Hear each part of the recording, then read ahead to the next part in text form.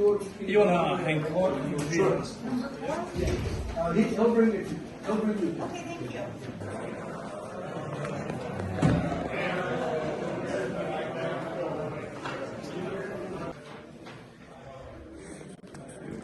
वालेकुम सलाम।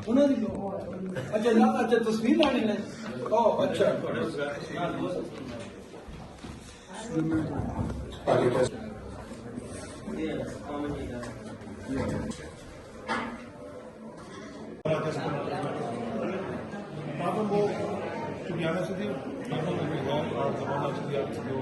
यहाँ से वहाँ पे जा रही हैं आड़ी के they are literally the one I one are that is गाड़ी में अपनी काम पे वो वाली use so they are just वो मोर के अंदर से सो इसमें कहीं पे ground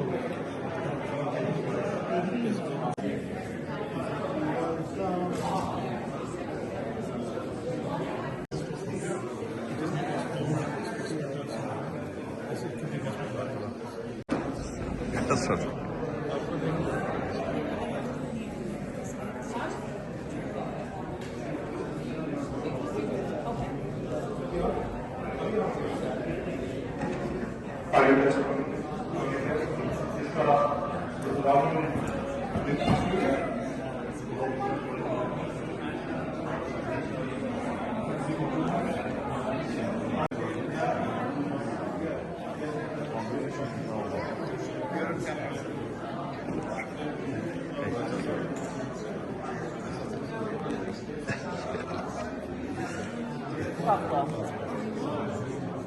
Hi. Hi, how are you?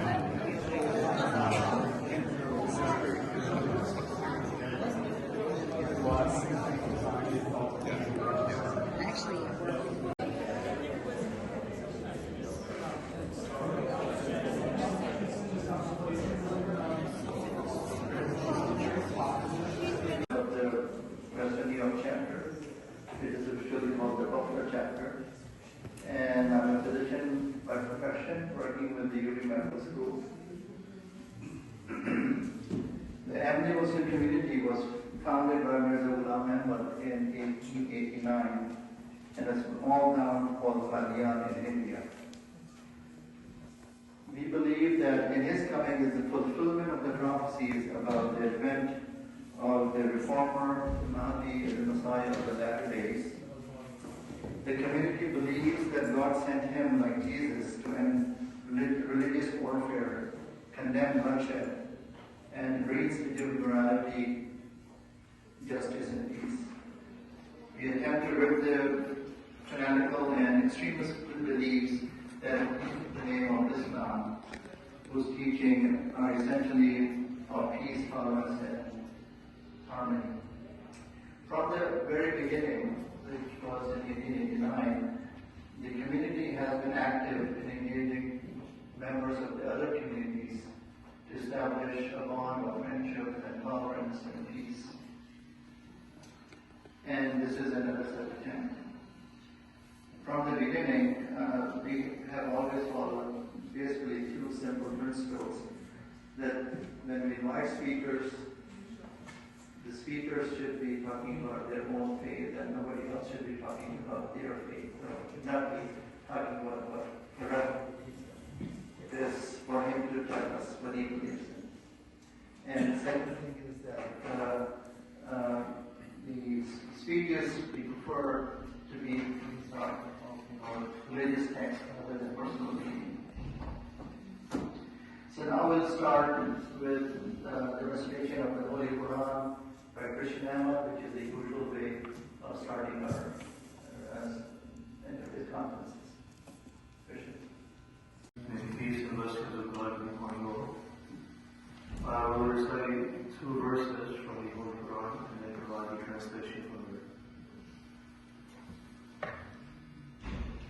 أعوذ بالله من الشيطان الرجيم بسم الله الرحمن الرحيم يا أيها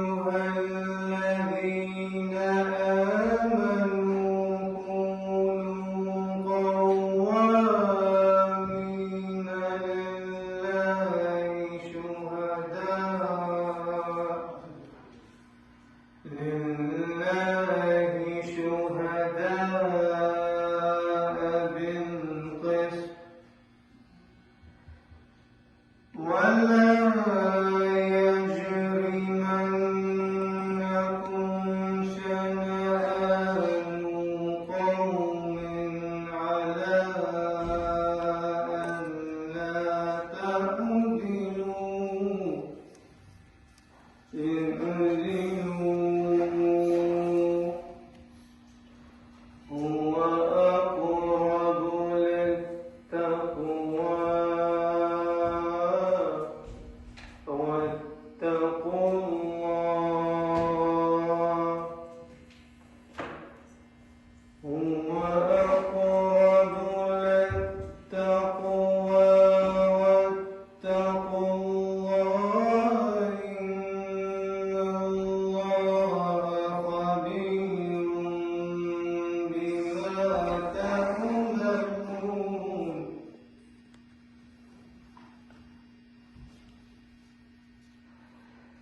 إن الله يأمر بالعدل والإحسان وإيتاء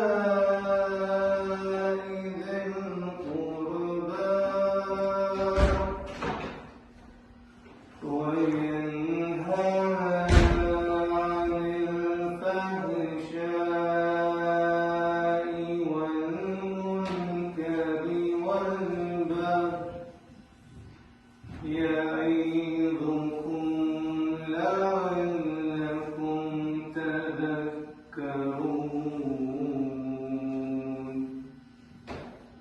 I will provide a translation of the verses that were just recited.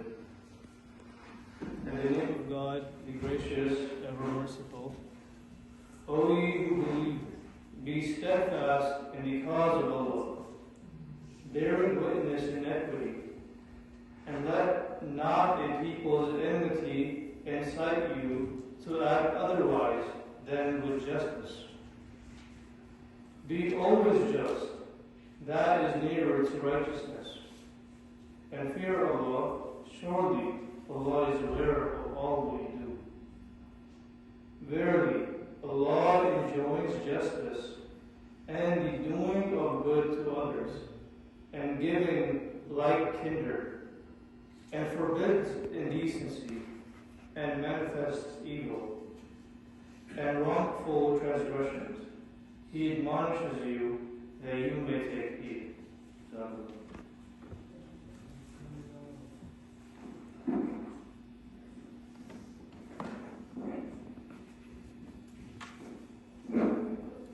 Thank you, Christian. So this is the month of Ramadan, which is the 9th month of the Islamic calendar. And fasting is prescribed as a way to strengthen bond with God and achieve righteousness and increase in righteousness. This is a conditional obligation, meaning that if your health allows that, and if you're not traveling, then every Muslim, man or woman, is supposed to be fasting. So fasting involves no eating from dawn, which is about 90 minutes before sunrise. It's when the first light breaks up to sunset. No eating, no drinking, and yes, not even water. And actually, there was a company that designed a T-shirt, not even water. Hashtag Ramadan, so people will know. If you're sick, if you're traveling, pregnant ladies, breastfeeding ladies, those are exempt from fasting. So it's not a reflection of cruelty, it's a reflection of gaining righteousness. And this is how things are. However, the concept of fasting exists in other religions as well. The format may be a bit different, but essentially the underlying principles and purposes are the same or very similar. With Easter and Passover and Ramadan fairly close closely aligned this year again. We are working with other faith groups to bring people together for an interfaith iftar dinner, discussing the theme of self-reformation and justice for all, a path we believe is the path to global peace. The goal is to come together in friendship, prayers, support, to foster compassion for all people. Muslim community in the United States is holding similar interfaith sessions throughout the country in our different chapters. In times of unrest and insecurity affecting us at individual, societal, national, and international levels, there exists an enormous need for a message with universal outreach, and hopefully that will bring about global peace and security. We all need to work together to achieve this. This cannot be the job of one person. And the conference is but one attempt to get closer to our goals. So, sunset is the deadline. So, because there's a hard stop, even though VJ, our dear friend, is missing in action somewhere, we will start, and he called me that he'll be a little bit late. But come sunset, which is 6:05, not 6:04, 6:05, that I'm talking, or Lisa is talking, the conference name. And the signal to that will be a call to prayer. And when prayer call is called, all people who are fasting particularly break the fast. The traditional way to break the fast is by using date. So those dates will be on your table if you want to try that out. And just remember there is a pit in the center. It's pretty hard, so don't try too hard on it. But I'm sure you'll find it delicious. Some water to break the fast, and then the Muslims, members of our community and guests will go to pray.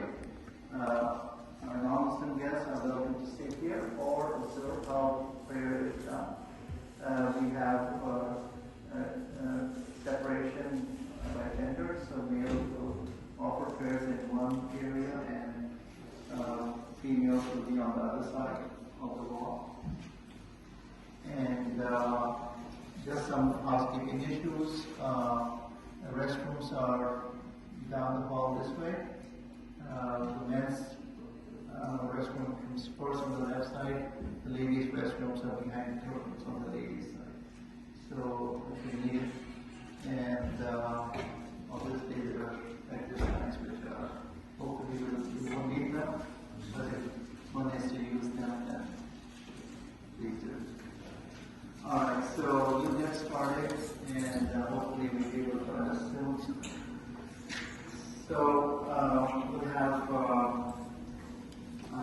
Rabbi Gutman coming first. Let me introduce him to you first. Rabbi Gutman has served since 2022 as a senior rabbi of Temple Beth Zion of Buffalo, established in 1850. At the help of Temple Beth Zion, Rabbi Gutman is leading a renaissance of flourishing relationships and relevance in the wider community, supporting the creation of the Buffalo Freedom Center to encourage the American Jewish community, as well as the Bloom Jewish Education Project, which has shared workshops on immigration, symbolism, art, and activism with 10,000 plus participants to 100 plus distinct organizations in the past 2 years, and is now becoming a part of the nascent Jewish Museum of Buffalo. Rabbi Gutman serves on the Religious Action Center's Rabbinic Advisory Council of New York State, which advocates liberal Reform Jewish values. He's a rabbinic fellow of the Amplified Israel, an organization focusing on a liberal approach to Zionism, the belief in the legitimacy of the Jewish people's right to self-determination in their historic movement, that emphasizes a fair and moral relationship with people who have claims to the Holy Land, to have their humanitarian and democratic needs met. He has previously served in synagogues in Cincinnati, Northern Michigan, Metro, Detroit, and Auckland, in New Zealand, where he served as Executive Council of the Auckland Interfaith Council.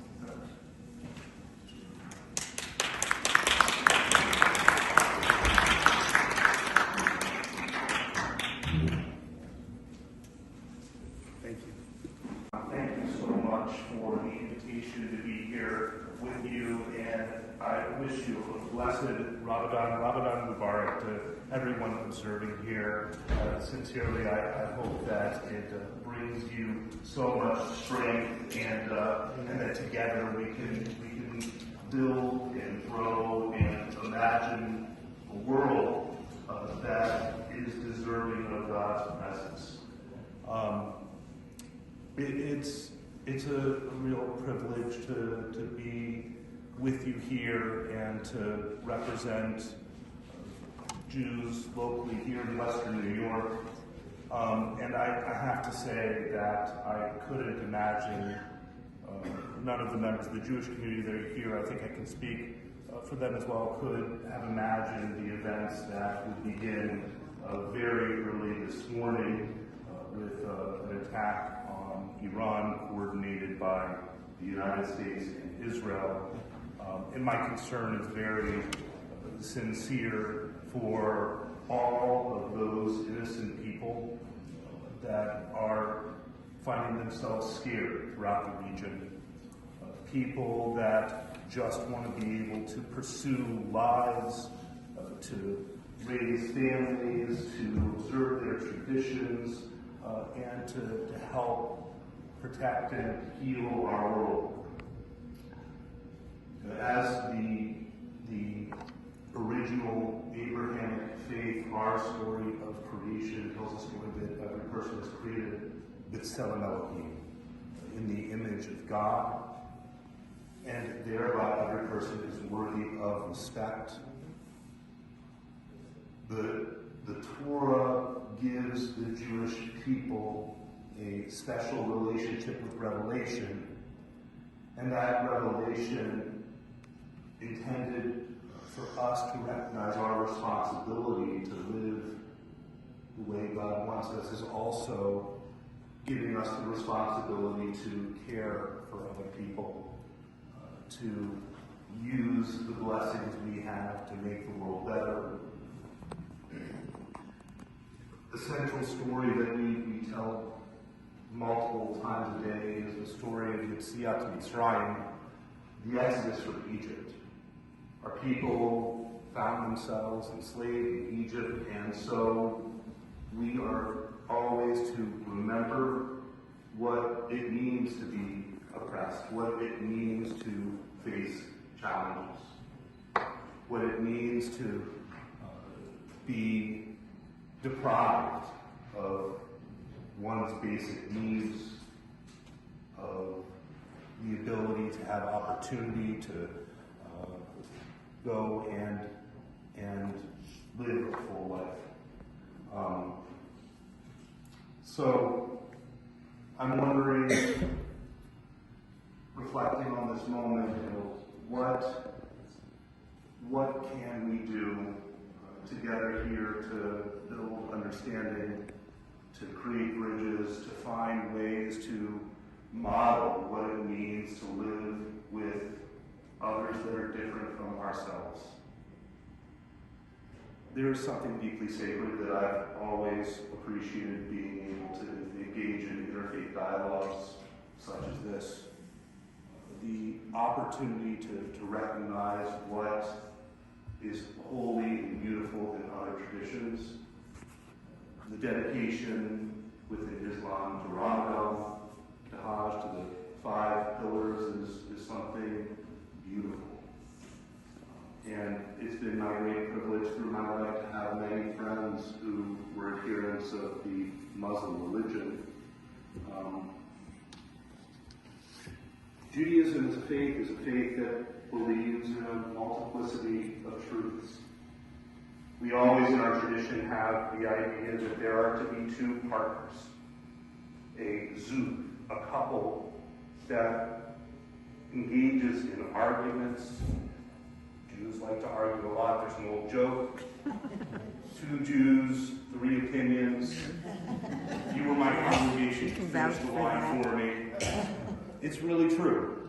It's really true because central to Judaism is an idea that when we argue and we argue about what is right and not who is right, by doing that we're making an argument for the sake of heaven, for the sake of our world. In the 20th century, it's estimated that some 20% of worldwide Jews experienced the life of a refugee. They were forced to flee from the place of their birth. My own family is among them. My grandfather was born in northern Bavaria in Germany and found himself coming of age just as the Nuremberg laws came into place, and then Kristallnacht. He never was able to continue school past the 6th grade. His father on Kristallnacht was imprisoned at the work camp Dachau, despite his status as a veteran of the First World War. With some negotiation after Kristallnacht, my family was able to negotiate to free him and ultimately found safe passage out of Germany to China, Shanghai, where the country took him in. My story is really not that much different from most other Jews. Most of us can count someone who fled someplace for fear of their life somewhere in our families. It's one of the reasons why the United States has been a remarkable anomaly for us. That here in this country, we suddenly found ourselves able to become part of this pluralistic melting pot, a place which, with separation of church and state, allowed people the freedom of religion, the freedom to live sincerely as who they are. Those Jews that lived in the United States contributed to many of the fundamental principles of the Bill of Rights. They advocated that all people here, well, at least it started as all men, have the right to become citizens and for that right to be expanded over time to all people. Our people face persecution, and so we advocated as well for reform with immigration laws, trying to make this country a refuge. There's a poem that I think many of us know called The Great Colossus. Is on the base of the Statue of Liberty, written by Emma Lazarus, a Jewish woman. Send me your weak, your tired, your tempest tossed, yearning to breathe free. Our experience of slavery is that no one should be subjected to such horrors, and it's our responsibility to help those around us who are in such a situation. How much time do I have left? My congregation would start to fall asleep. 5 minutes? I figured I'd take a second to talk about Israel at the end here. Use the remainder, and certainly there'll be more time for us to share and hopefully to ask some questions.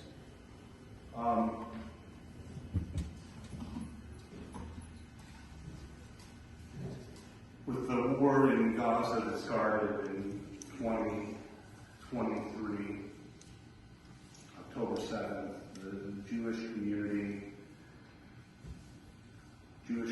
here, with every other around the world, has faced probably our most challenging time in memory.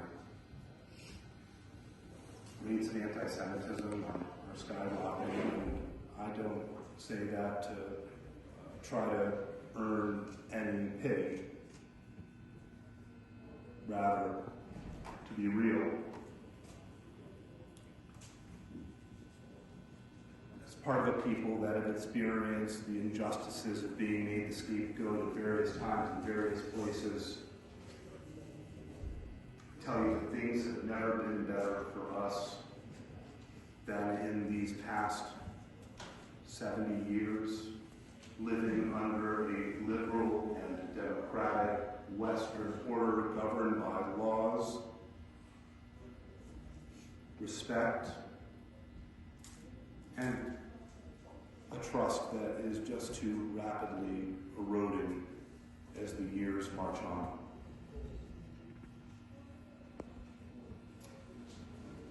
Been to Israel many times. Approximately once a year for the past decade. I've lived in Israel for extended periods of time. And what I want to bring back to you as an American Jew who's had that opportunity is my experience that Israel is a country like any other country, and the greatest hope for Israelis is just to be considered a normal place. Unfortunately, so much of our attention is focused on Israel. We buy into myths and beliefs that sometimes are counterproductive to our understanding of the relationships that actually exist on the ground there. And one of my pocket keeps buzzing, but it does. I'm silence it because it's rather obnoxious. Excuse me.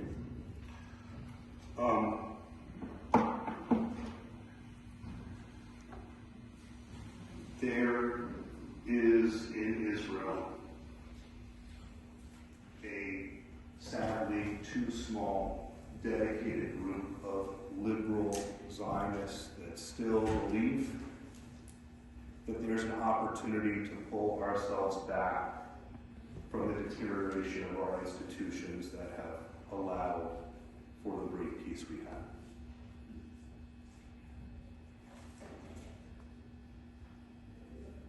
There's a group that is committed to seeing Palestinian self-actualization as a country in the same way that Israel's experienced a flourishing since its creation.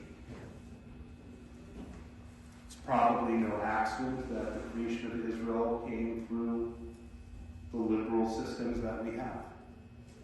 A resolution of the United Nations passed in 1947 should be equally unsurprising that that document was based on a document from the League of Nations passed in 1937. The Declaration of Independence of the State of Israel is a statement that Israel is committed to protecting the rights of individuals living in the land, regardless of religion or ethnicity, gender, and as well that sacred places of worship are to be preserved, protected, defended. My concern is where that aspiration from within the Jewish community doesn't always meet the reality. And as human beings, naturally, we all need to be held accountable to our values. It's my prayer that this experience that the world's going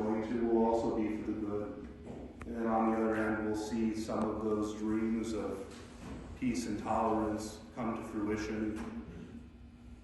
Continue to pray with all of you for the safety of all people affected. Thank you.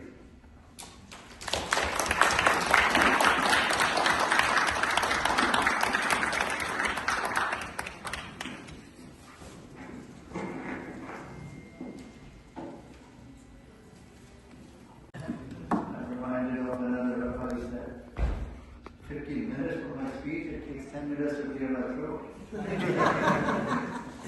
What am I going to talk about? So, thank you. Next, I have Lisa Maza, who is a pastor at Faith Memorial Presbyterian Church in Niagara Falls, and has been with Faith Memorial since 2019. Bacon is not referring to food bacon, but a person. I inquired that already. Lisa has served the Presbyterian Church in many capacities throughout her life, including elder, committee chair of various committees, stewardship, and our favorite way of serving, music. Lisa also works at the Erie County Medical Center, where I first met her, as a resident coordinator, where she has served for the past 20 years. Lisa is a member of the Niagara Falls Community Missions Committee and Religious Services Committee, and works with other local community organizations. Lisa believes interfaith work is essential to build our community and learn and grow spiritually. Together, we are stronger, indeed.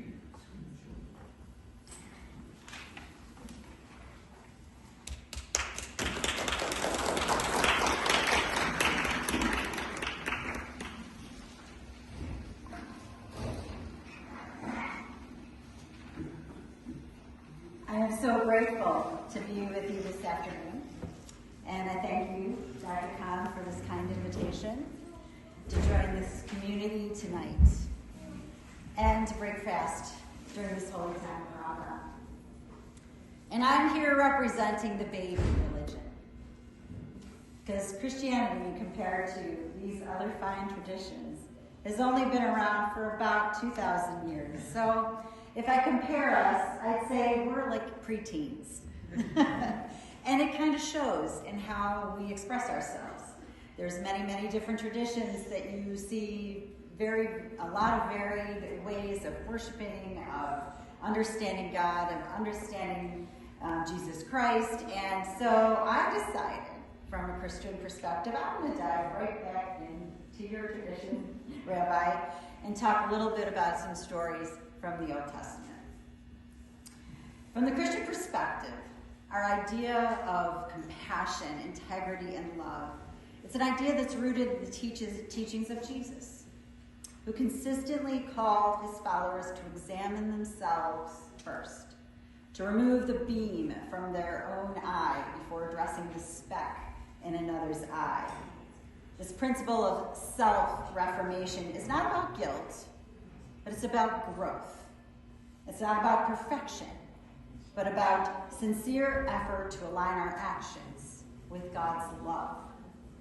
Self-transformation in Christianity is described as a renewal of the mind and spirit. Our scripture from Romans says, "Be transformed by the renewing of your mind so that you may discern what is the will of God, what is good and acceptable and perfect." That inner renewal becomes the foundation for outward justice. When hearts are transformed, actions will follow. At the same time, Christianity also emphasizes justice for all. Not justice for some, not justice for those who look like us or think like us, but justice rooted in God's image, placed in every human being.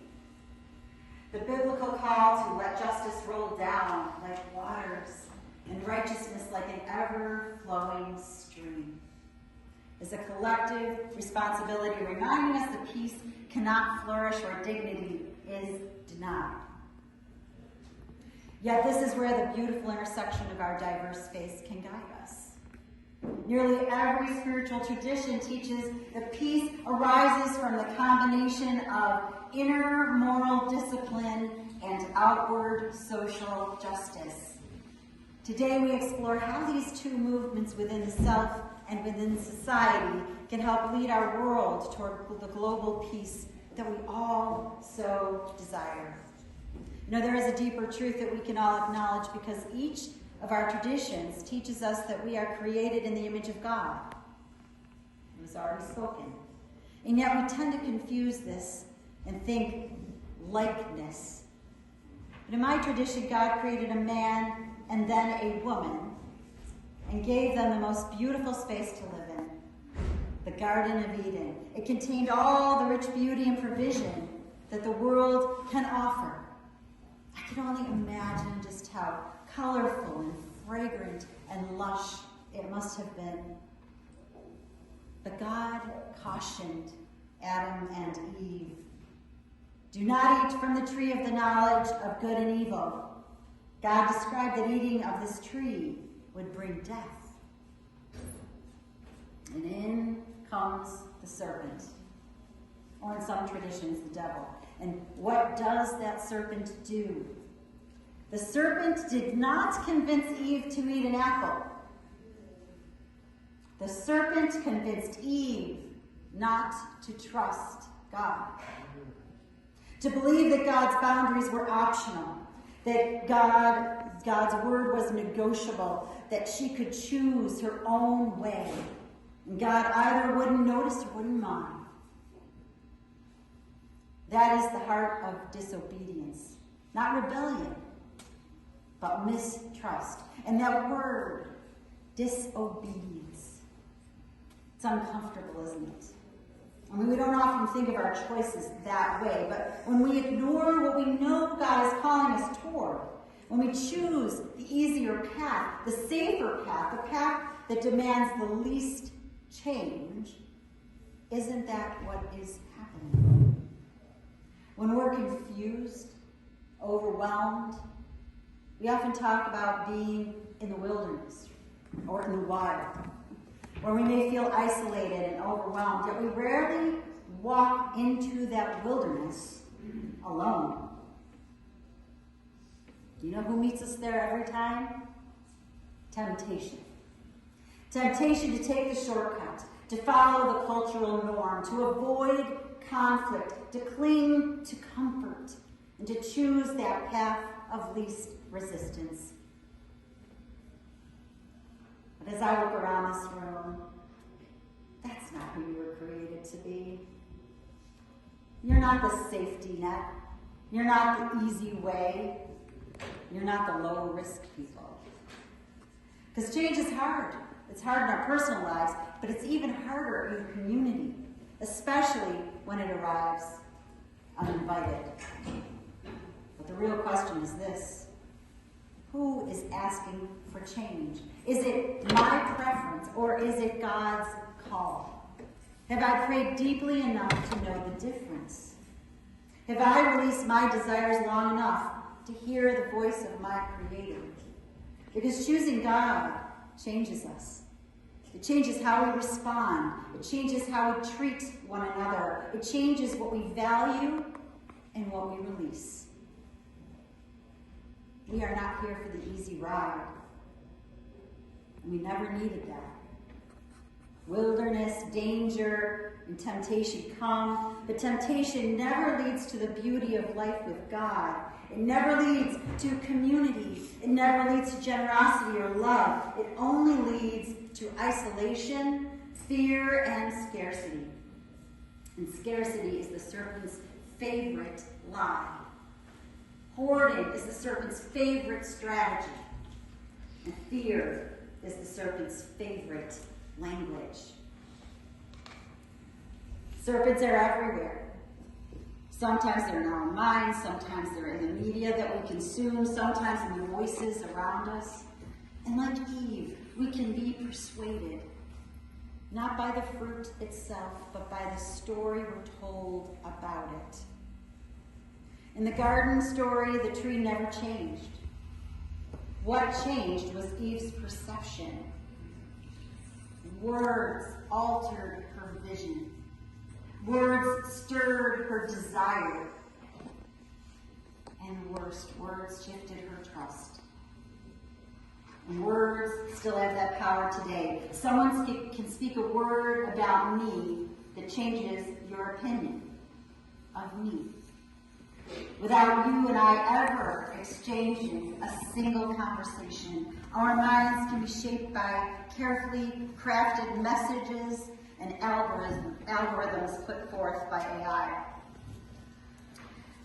But when we stay rooted in God's voice rather than the serpent's, our vision begins to clear all that noise, the fear, the pressure, the cultural expectations. These are like layers of curtains that draw across our eyes and blur our vision. We can still see, but everything is distorted. So we come to events like this to remove the layers, and suddenly we see one another as God sees us. We see truth, we see love, we see our neighbor not as a threat, but as family.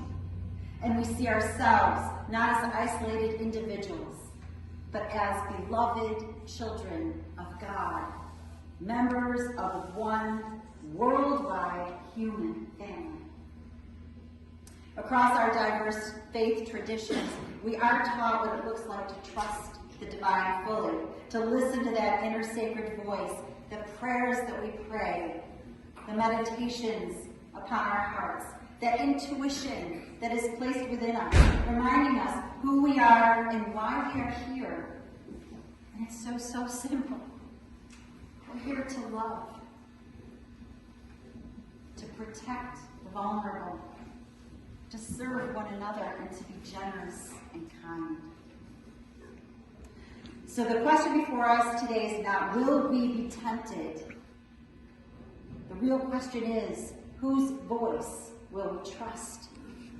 Will we trust that serpent of fear, scarcity, and self-protection, or will we trust the Creator's voice of abundance, courage, and love?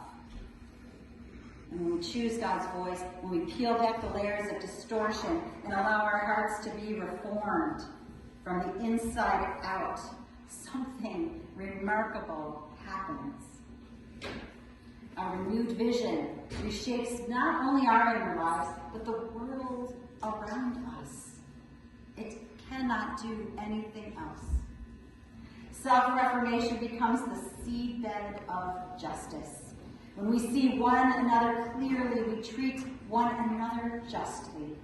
When we reclaim our shared humanity, we protect the vulnerable. When we listen to the divine voice within, however our various faiths name it, we become people who heal rather than harm, who build bridges rather than barriers, and who seek justice not for some, but for all.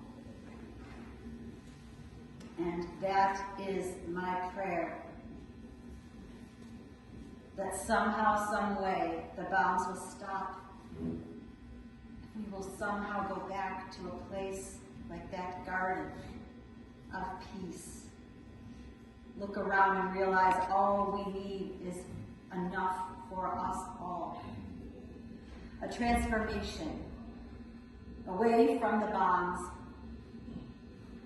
But that transformation begins within each of us. And it ripples outward until justice flows and that compassion rises and love becomes the world's common language. Beloved, may God bless and keep you. Amen.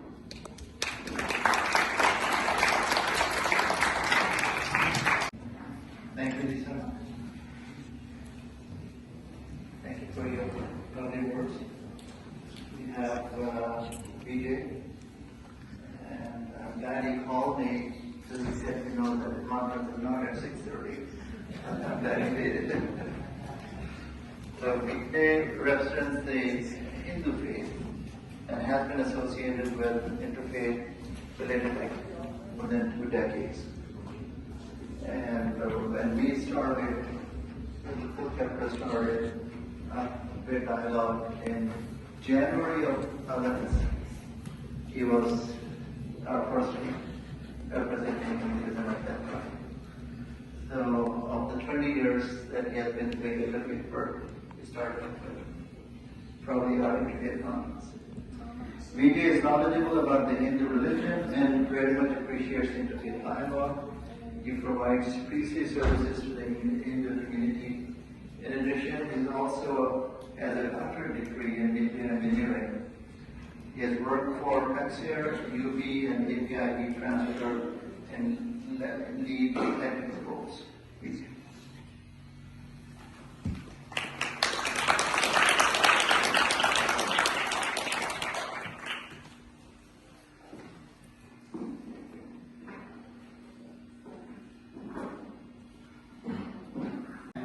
Good evening, everyone. Salam alaikum. Namaste.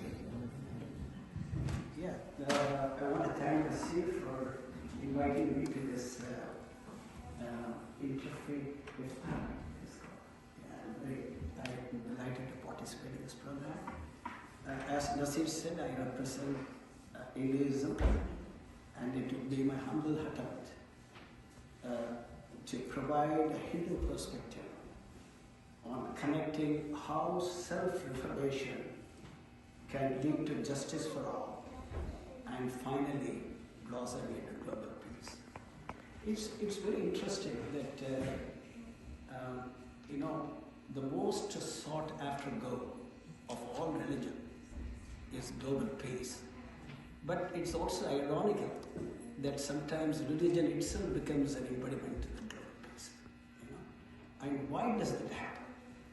I think, we try to flip the card. Instead of focusing on self-reformation and concepts like justice for all, we straight away jump into global peace without doing enough homework on ourselves. Okay, when we say self-reformation, I think it is a continuous, intentional process of improving oneself. Our faith and actions by aligning with our higher or divine self. And that's really the goal of self-reformation. The Patanjali's yoga system of Hinduism defines the path of so-called yama and niyama. There is an eightfold path of yoga.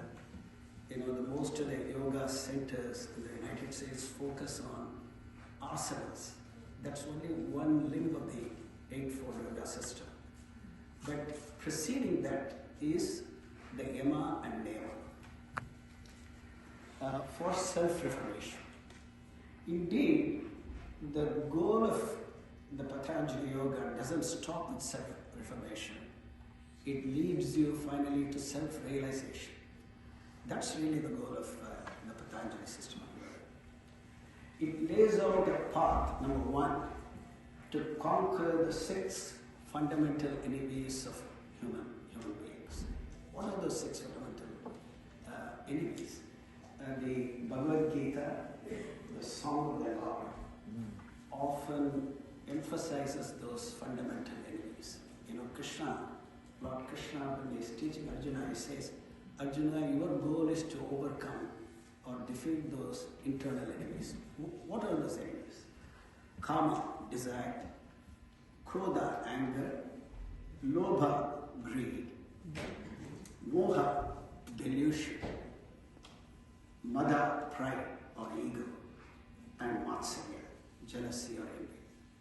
So these are the 6 fundamental enemies of human beings that we need to fight and overcome. And how can we do that? That's the first 2 steps of Patanjali Yoga. The first is ahimsa. Ahimsa is non-violence. Practicing compassion. Sarva bhuta daya pushpa, it says. Which means we not only show compassion to our fellow human beings, but to all living beings. And that, to some extent, that thought leads us to vegetarians, avoiding eating meat, which is a very fundamental to practitioners of Hinduism. Then the next is Satya, or truthfulness. Mahatma Gandhi laid a very great emphasis on being truthful, and that's the most important thing. If you want to be, if you want to listen to your inner voice, if you listen to your inner voice, you speak the truth. Then the third is asthe, which is roughly translated as non-stable. See, not, the great Ishavasya says, Kurvaneveva karmani, jashivishyachadam sama. Means, only by not coveting what belongs to others, you can do your karma without the worldly contamination, without any evil contamination. You can do your duty only by not coveting another person's wealth or what doesn't belong to you. Then comes brahmacharya. Brahmacharya is often defined as continence. So that's something the Patanjali Yoga greatly emphasizes. Then what the next is aparigraha, which is non-greed or non-hoarding. So you do not hold more than what is necessary. In fact, the ideal way of Hindu life is to only collect what is needed for that particular day, not worry about storing anything for the next day. So that's the way the great spiritual masters live their life. So with that, now those are all what is called yamas. That is in relation to the society we live in. Those practices are in relation to the societies we live in. Now there is what is called niyama, which is 5 personal ethics. Shaucha, which is purity or cleanliness, both inward and outward. There is a great parallel, in fact, when you meet Jewish leaders, there is a great parallel between the ritual purity, what the Jewish practice and the Hindus practice. We practice this so-called purity of cleanliness. Then the next is contentment, santosha. With whatever you have, you should feel content. In fact, when I was just joking with my friend, when the inflation was very high, which means the demand exceeds the supply. That's what is causing inflation. But we can voluntarily reduce the demand by reducing our wants, and we can bring down the inflation. But neither our leaders would tell us, nor we, or culturally or upbringing, we are prone to think like that. Hey, why not I shop less, or one day in a week let me not do this? And that kind of a thinking we should promote, and that's what leads to contentment. And tapas or austerity is very important, which is like, for example, observing a fast. And Hindus observe a fast every 15th day on the lunar cycle. And that's considered to be, a reminder of what hunger is. And, if somebody is suffering from hunger, we are reminded of it. That's why this fasting is very necessary. Then swadhyaya, self-study, and reflection and introspection. And self-study always leads to reading the great scriptures. You are constantly reminding yourself of the great ideals of our scriptures. Then Ishvara Pranidhana. This is very important. This is surrender to the Supreme Self. Surrendering to Him, aligning our individual with the Divine Will, and surrendering to the Supreme Lord. In fact, the surrender should lead to giving up the sense of doership. It is all the Lord's doing. I am only His instrument. If you listen to beautiful musical recital, you don't go and congratulate the instruments. You congratulate the player of the instrument. In the same way, I am only an instrument, and the Lord is playing through me.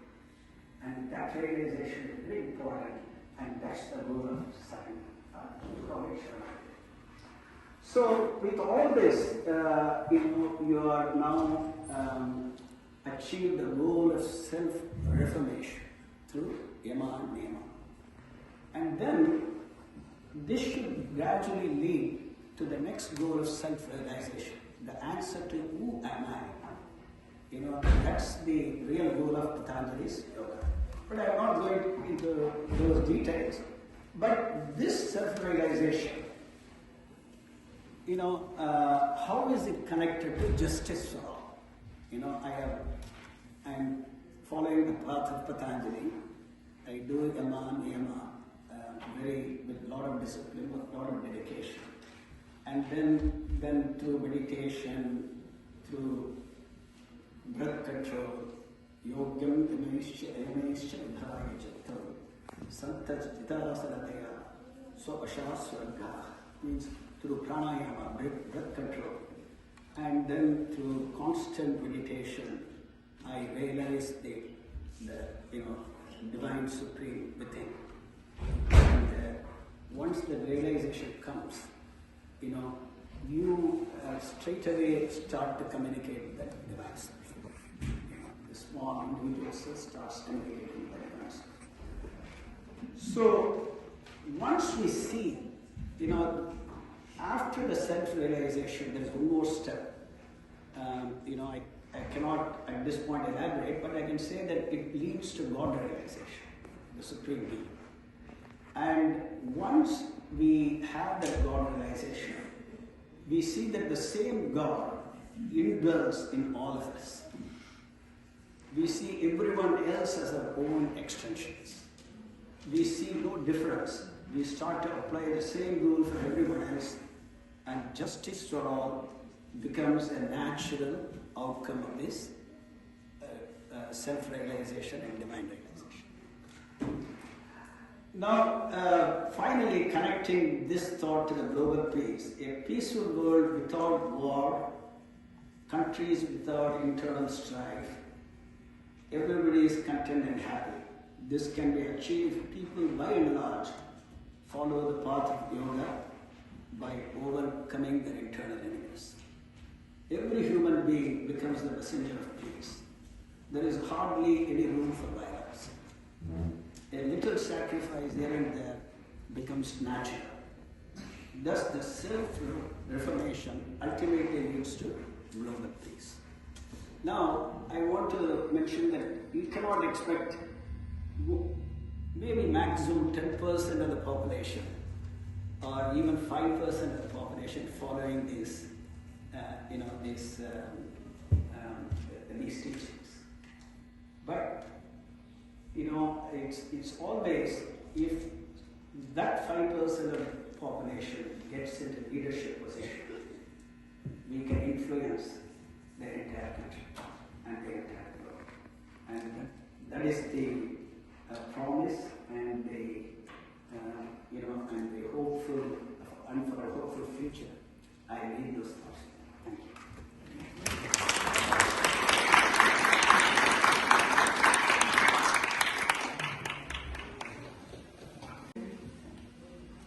That was really amazed me.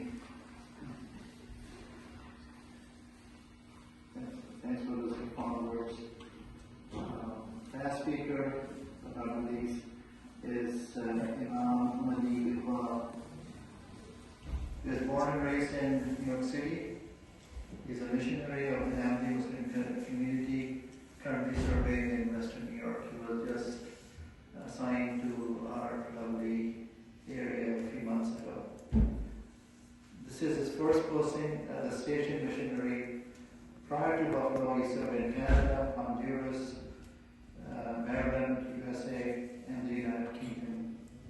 He holds a 7-year seminary degree called Shahid that he obtained from the religious seminary college in Canada, Toronto. So again, to arrive after his speech, there may be some time for a couple of questions. At 6:05, a call to prayer will signal the end of fast, so we'll break the fast. After that, the Muslims will be asked to go to pray. The guests can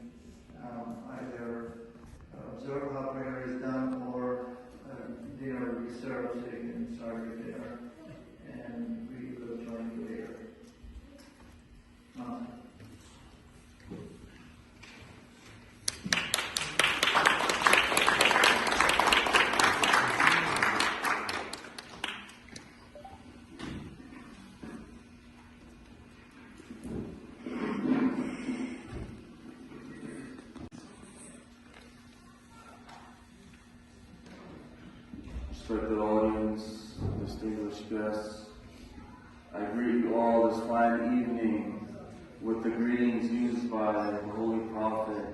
May peace and blessings be upon him. Assalamu alaikum wa rahmatullahi wa barakatuh. May the peace, blessings, and mercy of Allah be upon you all. We gather here today to reflect upon an extremely important subject. One does not affect only myself nor you who have graciously taken time out of your busy schedules to be here.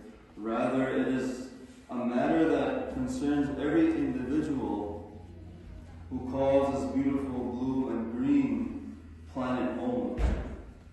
It affects people in America, in China, Greenland, South Africa, and all over. It affects those in the East and the West, the North and the South. It affects men and women, the young and elderly. And perhaps most thought-provoking of all, it affects generations who have not yet even taken their first breath. Respected guests, the topic before us is self-reformation and justice for all, a path to global peace. Since the dawn of civilization, humanity has struggled to establish lasting peace. History is full of wars, oppression, and division. And the reasons are that greed gets in the way, ego, selfishness, prejudice and misunderstandings. Yet the more important question is not why peace has been absent, but what must change in order to establish peace. The answer is simple, though it's not easy. What must change is not merely political systems, not merely policies or international alliances. What must change is the human being. True peace cannot be imposed from above. It must grow from within ourselves. And it begins with self-reformation. Before we demand justice from governments and, we must ask ourselves, have I established justice within my own dealings? Before we criticize corruption in society, we must ask, have I purified my own heart from arrogance, hatred, and ego? Because a peaceful world cannot be built by unreformed individuals. The teachings of Islam are found upon two essential principles. First, to love and worship our Creator and fulfill our duties towards God. And second, to love His creation and fulfill our duties towards humanity. These two responsibilities form the foundation of both self-reformation and justice. Islam teaches that reform must begin within the soul. A person must develop humility instead of pride, honesty instead of deception, compassion instead of cruelty. When a person reforms himself spiritually and morally, justice naturally flows in their interactions with others. The Holy Prophet Muhammad, may the peace and blessings be upon him, the founder of Islam, was sent as a mercy for all of mankind, not for a specific tribe, nation, or era, but for all people, irrespective of their race, color, or background. His teachings were not merely spiritual instructions. It was a blueprint for establishing justice and harmony in society. He laid the foundation of peace in one profound and transformative saying, love for others what you love for yourself. And this statement is not merely about kindness, it's about justice. No sane individual desires hardship, injustice, poverty, hunger, and humiliation. Then how can we accept such conditions for others? Justice demands that we measure others by the same standard we apply to ourselves. The Holy Quran further instructs believers to give like kindred. This means treating others as one would treat close family members, with sincerity, compassion, and genuine care. A mother does not serve her child expecting reward. She sacrifices selflessly out of love. Islam calls upon humanity to develop this same spirit towards all people. Such a mindset transforms societies. Of course, as human beings, differences of opinion and misunderstandings are inevitable. Conflicts arise, disagreements occur, yet even here Islam provides guidance that elevates human conduct. The Holy Quran states, "And the servants of the gracious God are those who walk on the earth in a dignified manner. And when the ignorant addresses them, they say peace." This itself is a self-reformation in action. Instead of reaching with anger, one responds with dignity. Instead of escalating conflicts, one deals with it by diffusing it. At the same time, Islam does not ignore justice. The Quran states, "And the recompense of an injury is an injury like thereof. But whoso forgives and acts brings about reformation. His reward is with God." Justice ensures that wrongdoing is not normalized, but forgiveness, when it leads to reformation, elevates humanity even higher. Justice protects society, forgiveness heals the hearts, and together they create a lasting peace. Another beautiful saying of the Holy Prophet, peace be upon him, encapsulates this balance between justice and compassion. He said, "Help your brother, whether he is the oppressor or the oppressed."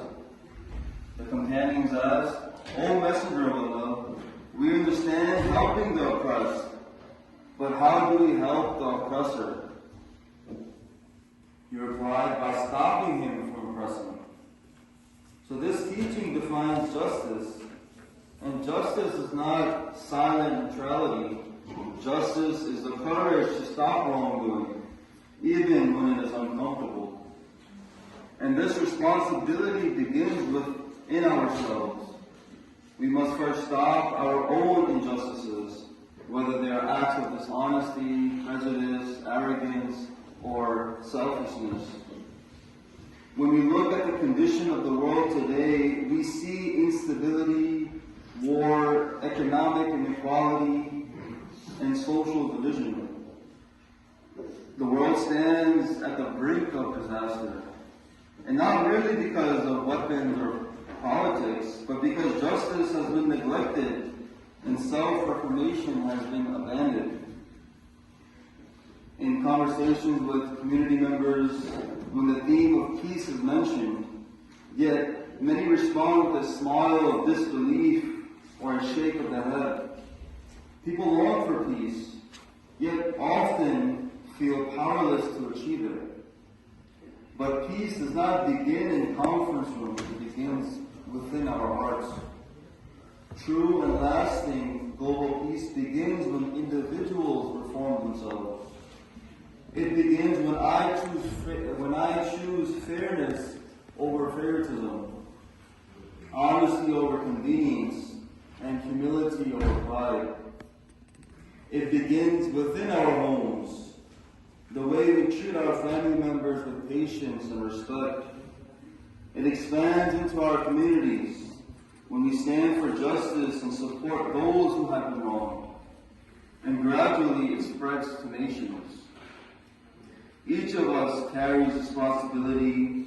If every individual made choices based on justice rather than personal gain, based on conscience rather than ego, the world would transform faster than we could imagine. The Ahmadiyya Muslim community strives in its humble capacity to spread this message of peace rooted in self-reformation and justice. The world head of the Ahmadiyya Muslim community, Mr. Mashood Ahmad, may Allah be his helper, has consistently warned global leaders about the consequences of abandoning moral values. For over a decade, he has written to world leaders, including presidents, prime ministers, and monarchs, urging them to establish justice and to turn towards God. He has repeatedly emphasized that without justice, peace is temporary. And without spiritual reform, humanity will continue its cycle of destruction. And at the annual International Peace Conference that was held in the United Kingdom, His Holiness has stated that the fundamental reason the world moves towards conflict is that material gain has replaced moral responsibility. History has shown us the devastation of 2 world wars. Yet instead of learning from the past, the world yet again is leaping towards another world war. He has expressed deep anguish over the possibility of another global conflict, even a nuclear war, reminding humanity that if we fail to reform ourselves and establish justice, future generations will inherit destruction rather than peace.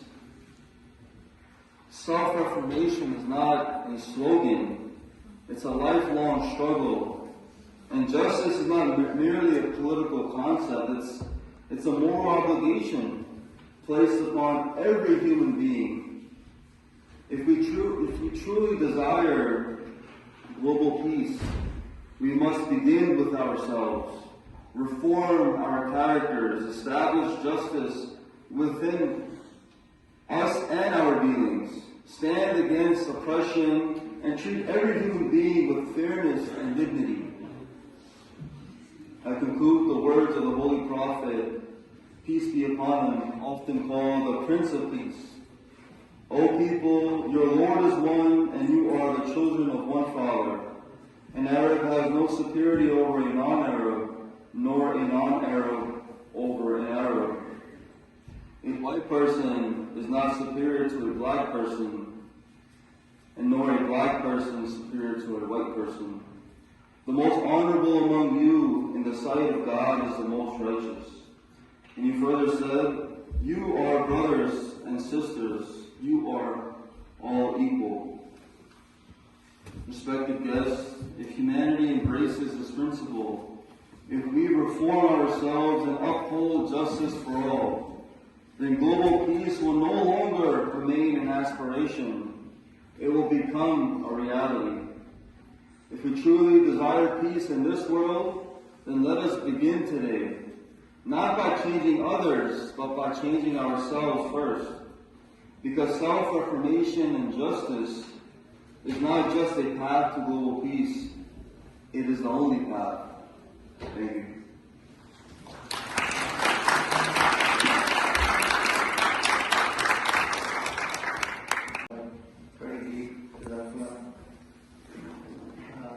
We can have 10 minutes if we have any questions.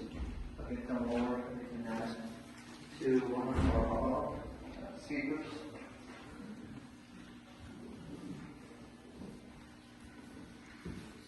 I do have a question, but it's going to take a lot more than 10 minutes. Okay. Next. Thank you. Thank you very much. Anybody else have any questions?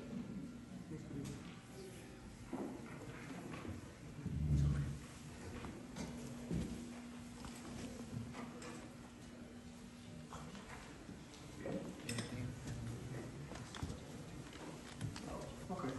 Good afternoon. My name is Brian. Actually, my question is actually for anyone on the panel. One, thank you everyone for bringing your perspective from your specific faith to this room.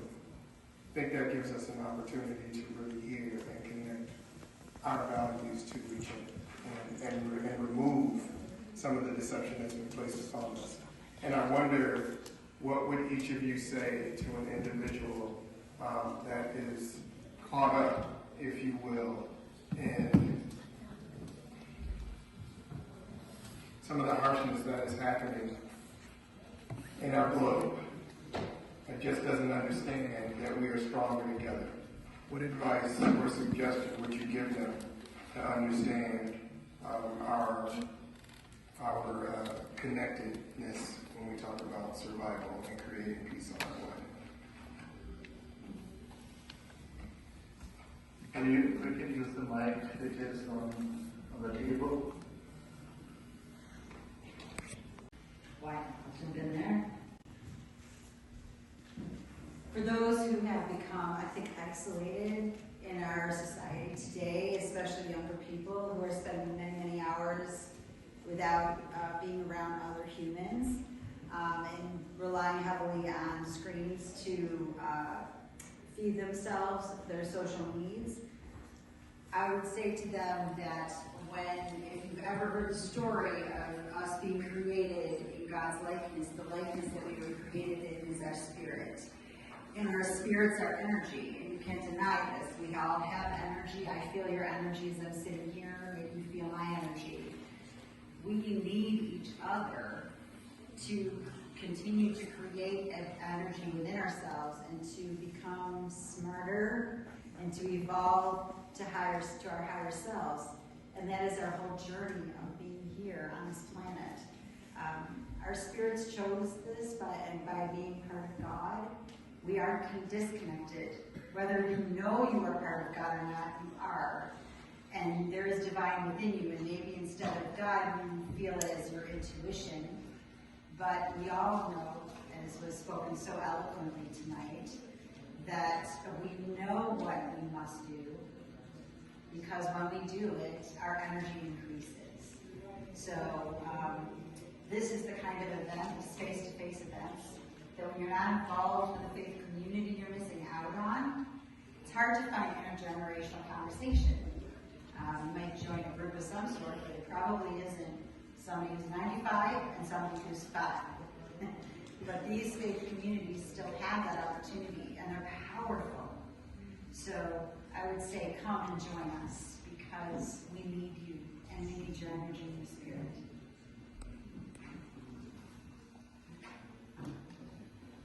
At times, we often lose connectivity to the world, and what happens is we have this issue of not being able to pick ourselves back up when we lose that connectivity. And what Islam teaches is that you should take baby steps. So when you lose connectivity and you don't have any involvement within the communities, right? You should seek by taking one step forward. And once you take that step forward by connecting with, let's say, one individual, and you share your thoughts, and as you share your thoughts, you get to learn something that would benefit the community. So you go and you help out in a food pantry or some type of shelter with just one individual, right? Because at times when we lose connectivity with the world and with our loved ones, right, we tend to shy away, and we really need that motivation to pick ourselves back up. And the best way to do that is by just stepping back out and interacting with one individual that you're really comfortable with. And from there, you take one step forward and sort of just keep, giving back to the community. So It's all about taking baby steps, and just from there, then those steps turn into bigger steps, and you're able to give back to the community more.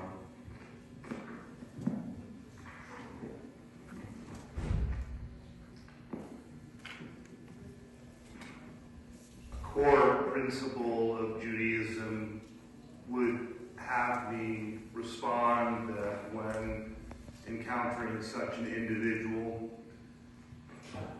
it's far less important to have the right answer for them than to have the right question for them. We are always in search of questions that can reveal hidden truths, because those are the things that help us to expand our consciousness and our awareness of the world. I don't believe for a second that there's any person on this planet that proudly thinks themselves evil. Every one of us has a story, a narrative, a journey that we follow. Places that we've been on the way to this place that we are right now. And I think that if we, with humility, admitted that holiness is actually in the things we don't know, we give ourselves room to grow. So, I think with such an individual, the best first step would be to listen. I think it's important that we follow the principle of not personalizing, but behavioralizing, understanding that all of us are connected with our history, our experiences, and those experiences, that history, that identity, and those values are what form a bit of who we are. If we can only break through whatever pain or grievance or thing led us astray, hopefully that's a first step back towards creating peace and building bridges between us. I think, if I understand the question correctly, it's more or less coming from the divisive nature of our politics today. We expect, for example, if one person makes a strong statement, we expect the other leader to make an equally strong statement. Otherwise we are not cherishing it. If somebody is very mild, very, appeasement or whatever, you call it, if that kind of approach is not being encouraged in the current society, everybody wants to take an aggressive posture. That's how they think that we need, that's exactly the approach that generally takes to fulfill one's requirements, And there is always a saying that, in the good old days when we used to have great kings, we used to say, Yatha Raja Tatha Praja. Raja means as the king, as the leader is, so are the subjects. But in democracy it is exactly reversed. Yatha Praja Tatha Raja. As the citizens are, so are the leaders. They have gone from as being a citizen, rise up the citizen to leader. And they reflect the collective aspirations of the citizens in order to become the leader. So, in my opinion, how to stop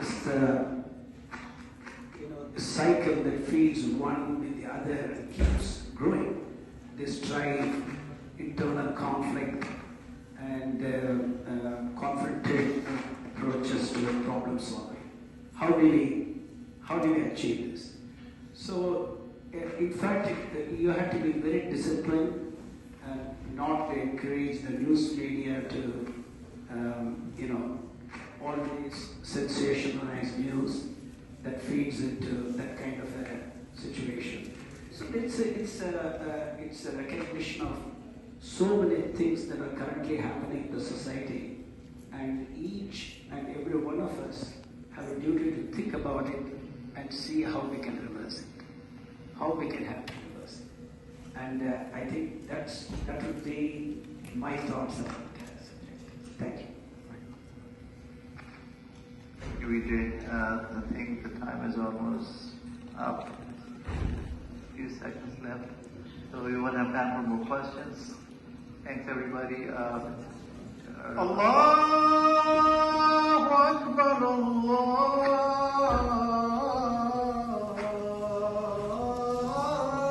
Akbar.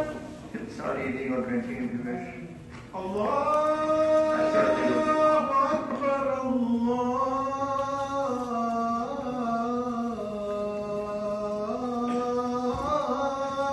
Akbar. Ashhadu an la ilaha illallah.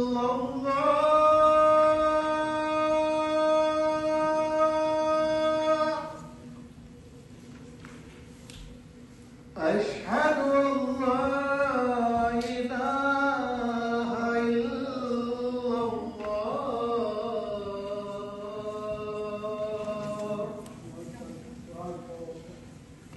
Ashhadu anna Muhammadar Rasulullah.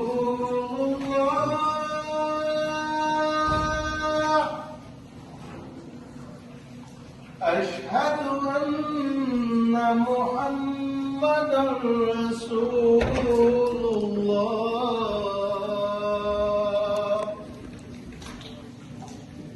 Hayya ala salat.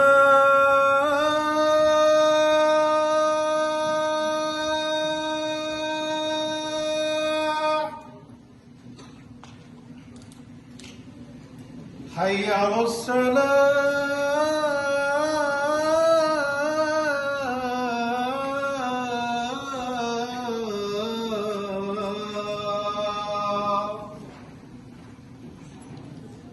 Hayya ala falah.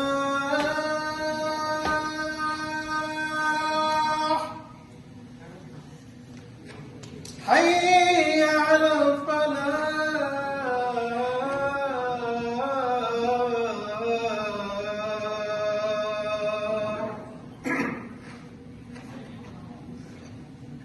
Allahu Akbar, Allahu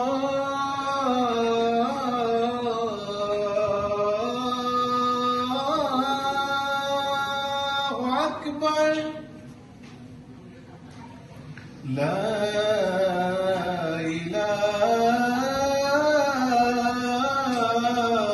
illallah.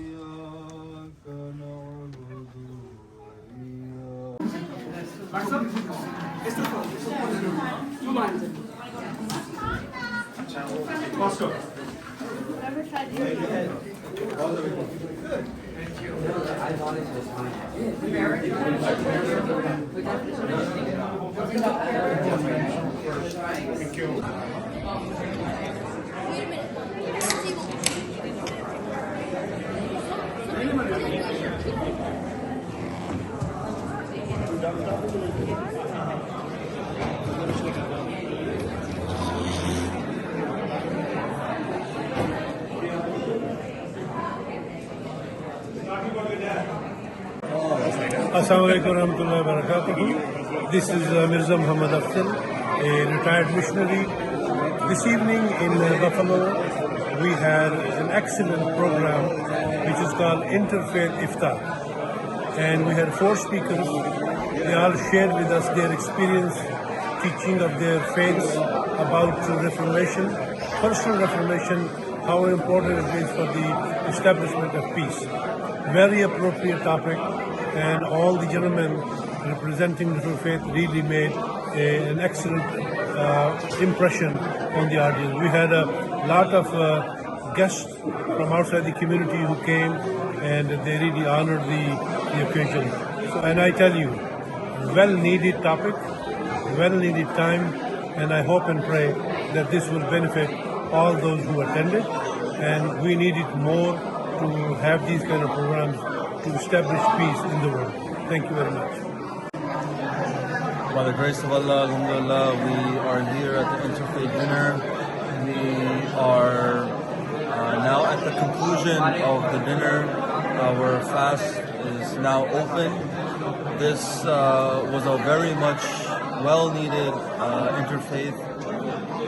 We spoke about self-reformation and global peace, and especially nowadays what we see outside in the world with all the pain and suffering and the wars that are happening. This program, really the justice to speaking out against those crimes, and may Allah give us the opportunity to have more programs like these, to be a part of this community and be together to spread the message of peace and be there for each other. Thank you.